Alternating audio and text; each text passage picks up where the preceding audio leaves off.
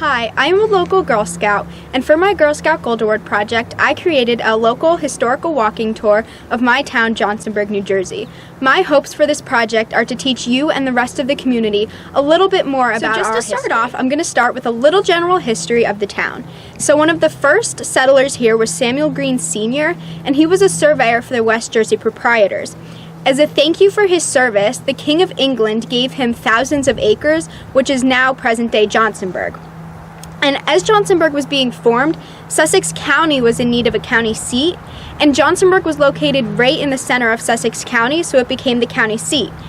It needed a jail to actually become the county seat, so a jail was built out of logs, and the town was originally known as Log Gaol, or Log Jail, because of the log jail that started the town. In 1763, the county seat moved to Newton, but despite that, Johnsonburg still continued to grow and thrive because of the main road that led through here. So another big part of Johnsonburg's history are the trains that ran through here. So the trains were known as the Lackawanna Cutoff, and that was the main railroad that ran through Johnsonburg. It traveled from Hoboken, New Jersey to Scranton, Pennsylvania, and from Binghamton to Buffalo, New York. And the cutoff opened on December 24th, 1911, and closed in the 1940s. It carried both passengers and freight, the main freight being coal and dairy, and one of the main passenger trains was the Phoebe Snow. Around 1972, trains stopped running on the railroad, but it really helped commerce grow in Johnsonburg because more people came, so they were buying things from the shops and settling down here. And the station and the creamery were actually located in the woods. However, they are no longer standing.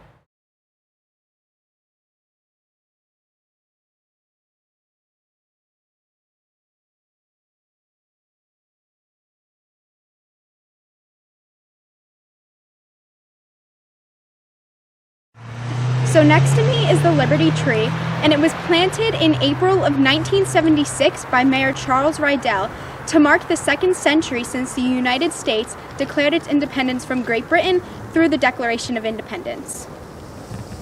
So this is the town hall, and it was originally a Presbyterian church that was a branch of the Yellow Frame Church located up the road in Johnsonburg.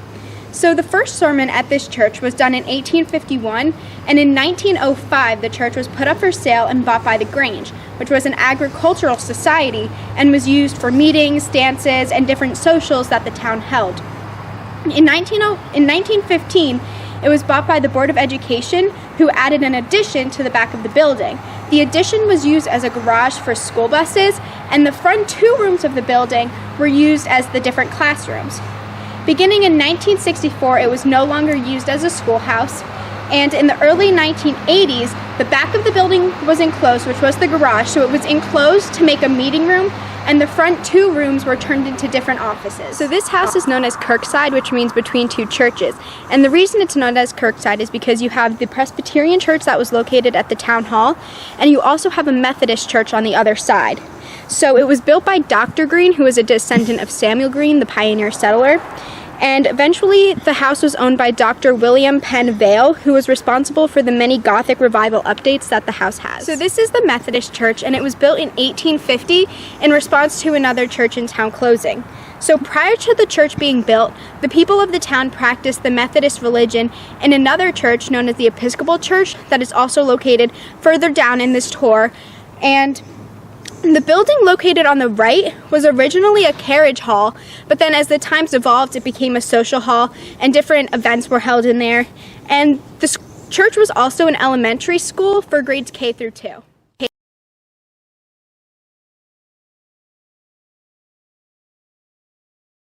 So this is the Episcopal Church, also known as the Mission House, and it was built in the 1750s and was used by the Society for the Propagation of the Gospel in Foreign Parts, which was an organization from England. Now, this church was also used by traveling missionaries to preach the gospel, and the main entrance to the church was actually located on the right-hand side because it faces east, which is where the sun rises.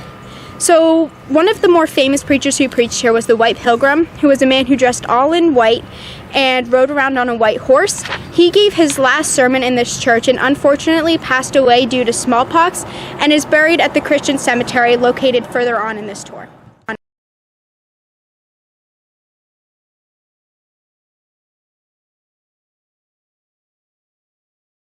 So this is the Johnsonburg Hotel, and prior to becoming the hotel, it was actually the site of Wolverton's Tavern, which was owned and operated by Thomas Wolverton. So since the town used to be the Sussex County seat, a lot of Sussex County court meetings were held here. And it was originally a log structure, but in the early 1800s, it was replaced by a new building that was 2 stories high. When Jacob I. Vass became the owner in 1870, the building went from 2 stories to 3 stories, and he also added a 2-story addition to the right. When the railroad was being built, the hotel got a lot of traffic because it was located pretty much in the center of town. And as the railroad workers were working, they would stay here, and people coming from the railroad would also stay here just looking for a place to sleep. Unfortunately, the hotel had to close in 1979. So this is the post office, and it was built in 1796 and was actually the second post office in Warren County. Jonathan Johnson was the first postmaster here, and the town was renamed Johnsonburg after him. So it used to have a 3rd story that was used as a community hall, and there were many different meetings that different groups held in that 3rd story. But in 1965, the 3rd story was removed, and it became a house with a small post office that had a stationery store. And I actually got the opportunity to go inside of the post office before it closed and converted to a house in 2011. And just a little fun fact, there are actually underground tunnels that run from the post office to the hotel to the Episcopal Church or Mission House that were part of the Underground Railroad.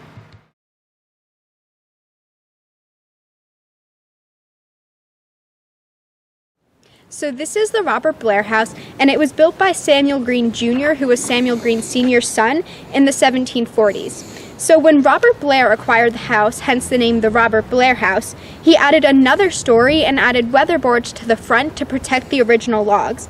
And the road actually used to be up above the stone wall, so the stone wall is a recent addition.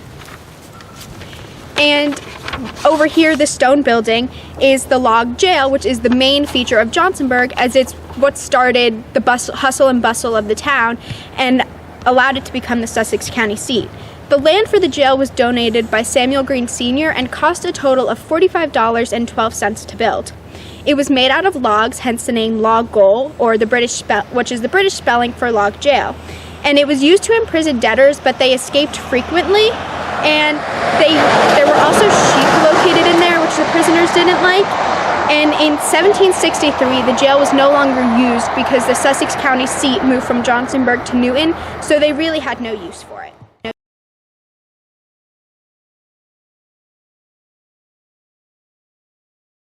So this is Sweet Jane's, and it was originally the site of different cottages for travelers because it was located across the street from Pettit's Tavern. And Pettit's Tavern was a tavern from the 1740s to 1800, and it was also used as a meeting house. Court was held there, and unfortunately it had to close because of the opening of Wolverton's Tavern up the road. Sweet Jane's was also used as a residence for unwed mothers from the 1920s to the 1930s. This is the grist mill, and it was built by both Samuel Green Sr. and Jr. between 1743 and 1745. The grist mill was used to grind cereal grain into flour and middlings, and when Samuel Hardin became the owner around 1860, he added a mill store to sell the goods. It was mainly used as a grist mill throughout the 1800s, but in the late 1800s, the water wheel was replaced by a turbine. The last use of the mill was as a cider mill by the Lolas family, and the apples for the mill were actually donated by local residents. So behind the grist mill is actually Federal Springs, and a lot of camp meetings, picnics, and 4th of July celebrations were held here. It was also the site of the first log schoolhouse in town, and it's said that it poured out over 800 gallons of water per minute. Across the street is the site of where a tan yard was, which is a place where skins and hides are tanned, and the river that is located nearby would have helped them clean the different skins and hides before they were turned into different objects for the townsfolk. So a resident physician also lived across the street, and it had a foundry that used pig iron to create wrought iron and steel that was used to build different things around. Behind me is the Christian church, and it finished being built in 1846 and was an extremely prominent feature in Johnsonburg. So after World War I, there was a huge population lost in the area, so not as many people attended the different services. And in 1959, this church was bought by the Johnsonburg Methodist Church, and its last use was as milk carton storage for Westbrook Creamery. And the reason it was used as milk carton storage is since the railroad was located so close and carried dairy on it, it allowed easy access for them to store dairy and also provide dairy to other companies that traveled on the railroad. Located down this road is a mile marker that states 2 miles to log goal, since this was the main road that traveled through the town. So behind me is the Christian cemetery, and a lot of the original residents of the town are buried here. And the marble obelisk in the center, the really tall one, is the burial site of the White Pilgrim who was moved from the Darkmoon Cemetery, which we will see later in the tour. So his grave is actually isolated from others because people thought that he might spread smallpox, which is the cause of his death, to their ancestors, and they didn't want that to happen. And also over here, along this road,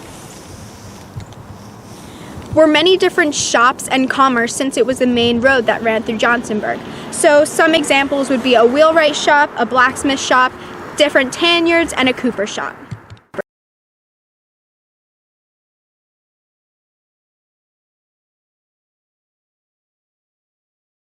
So one of the shops located along the main road was actually located here, and the store that was here actually used the stone wall in the back as part of its church auto repair shop, and it was originally called Hardin's Store but became Mike's Garage during the 1940s.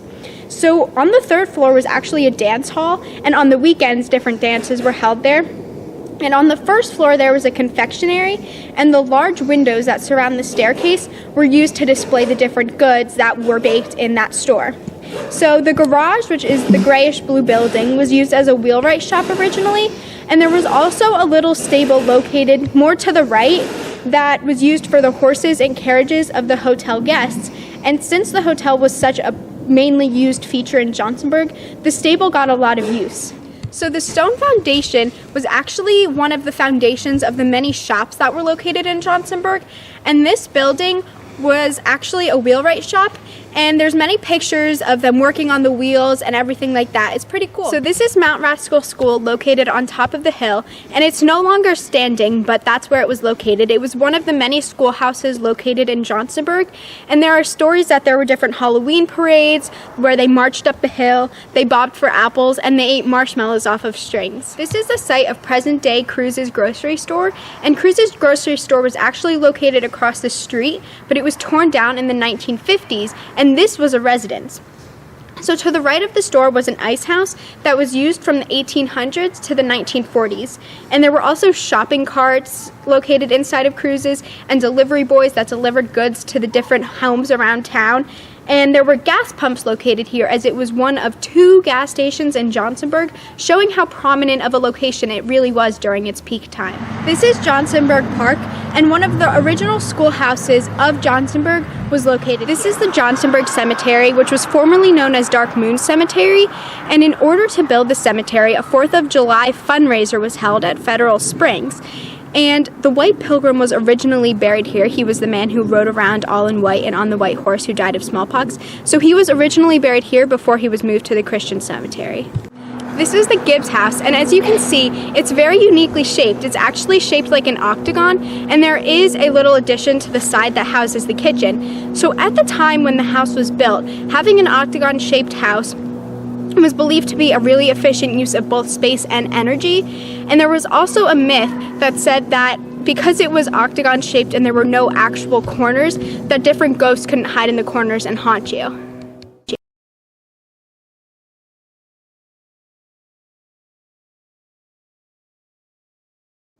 This is the end of our walking tour. Thank you so much for watching. I really hope you enjoyed it, and please feel free to come out and check it out for yourself and see some of these locations in person.